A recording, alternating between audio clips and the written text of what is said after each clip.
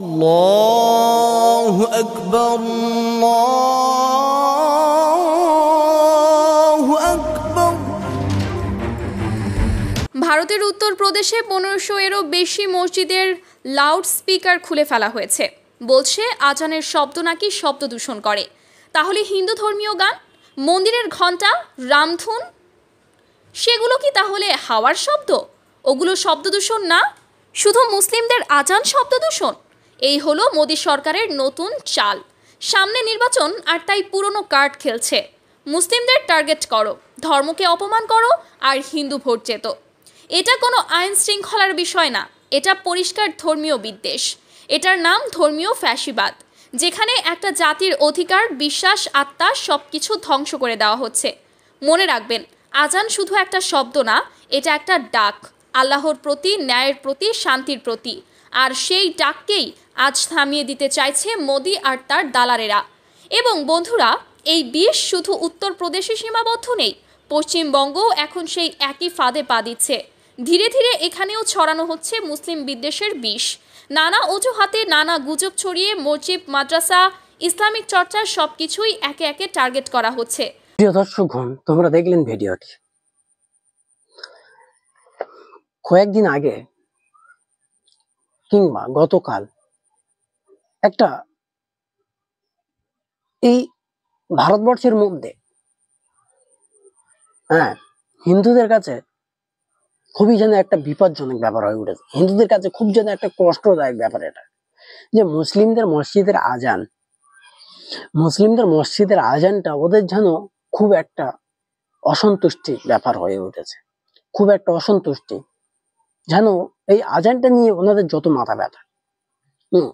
আজান হলে ওনাদের ঘুম হয় না, আজান হলে সেটাকে শব্দ দূষণ বলা হচ্ছে, আজান হলে ওনাদেরকে সমস্যা হয়, খাওয়ার সমস্যা, শোয়ার সমস্যা।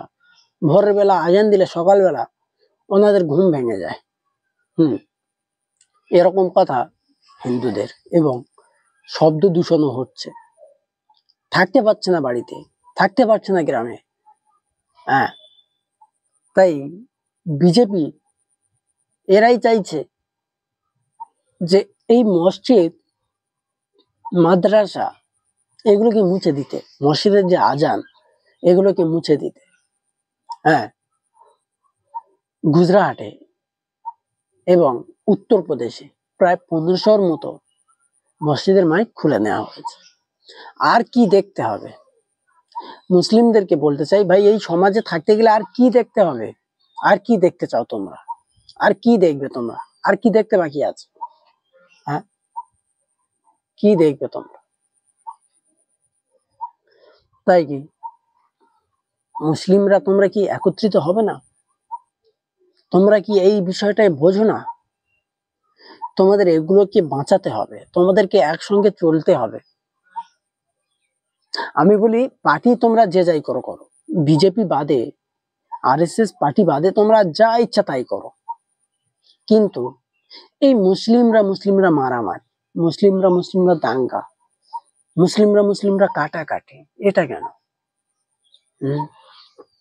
দেখেছো হিন্দুরা মারপিট করতে, হিন্দুরা কাটাকাটি হয়, সমাজে থাকতে গেলে এগুলো হয়, কিন্তু অতটা না মুসলিমদের মতো। দিনের পর দিন যা হচ্ছে, মুসলিমরা যা করছে, এটাই তো মুসলিমদের জন্য একটা বিপজ্জনক ব্যাপার না? মুসলিমদের জন্য একটা ক্ষতিকারক।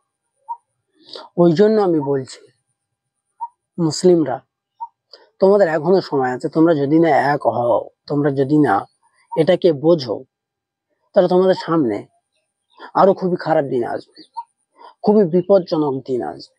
তখন তোমরা সেটাকে কন্ট্রোল করতে চাইলেও সেটা তোমরা কন্ট্রোল করতে পারবে। দেখতে দেখতে এই মুসলিমদের কবরস্থান, মাদ্রাসা এগুলো তো বন্ধ করে দেওয়া হয়েছে। এগুলোকে কেড়ে নেওয়া হয়েছে। এবার যদি বাকি আছে মসজিদের আজানটা হওয়া, মসজিদের আজানটাও যদি হওয়া বন্ধ হয়ে যায়, মুসলিমরা ভাবো তোমরা কোথায়? তোমরা ভাবো তোমরা কোথায় আছো? তোমরা ভেবেছো? রাজনীতির স্বার্থে, কিছু পাওয়ার স্বার্থে বউ বাচ্চাকে ভালো রাখার স্বার্থে কোথায় যাচ্ছ তোমরা, কি করছো তোমরা? হম বোঝো না? তো আমি এতটুকুই বলবো যে সব একত্রিত হও, একসঙ্গে চলো, একসঙ্গে পার্টি করো, একসঙ্গে রাজনীতি করো, কিন্তু সবাইকে একত্রিত হয়ে থাকতে হবে, সবাইকে এক রাস্তায় চলতে হবে। একটা কিছু হলে সেটার বিরুদ্ধে আমাদের প্রতিবাদ করতে হবে। হ্যাঁ, এতটুকুই বলবো। দেখা হচ্ছে পরের ভিডিও।